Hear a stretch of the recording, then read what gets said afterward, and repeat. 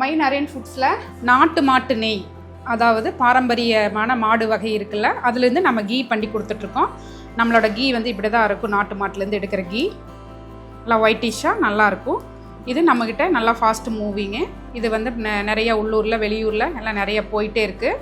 நம்மக்கிட்ட நார்மலாக யூஸ் பண்ணுற கீமு நம்மக்கிட்ட கிடைக்கிது. இது பார்த்திங்கன்னா நம்மளுடைய நல்லெண்ணெய். நம்ம சுத்தமான முறையில் எள்ளு வந்து ஆர்கானிக்காக விளைய வச்சு நம்ம ஆர்கானிக்கு நல்ல சிறு குறு விவசாயிகிட்டேருந்து பர்ச்சேஸ் பண்ணி நான் எண்ணெய் எடுத்து கொடுத்துட்ருக்கேன். நல்ல மூமெண்ட்டு, நம்மளுக்கு நல்ல ஃபாஸ்ட் மூவிங் நல்லெண்ணெய் நம்மக்கிட்ட. கடலெண்ணெய் அதே மாதிரி கடலையும் அப்படி தான். நிறைய வகை கடலை இருக்குது. ஆனால் நம்ம ஆர்கானிக்காக கடலை பர்ச்சேஸ் பண்ணி அதுலேருந்து ஆயில் எடுத்து கொடுத்துட்ருக்கறனால இது பயங்கர ஃபாஸ்ட் மூவிங் கடலைன்னு நம்மளது.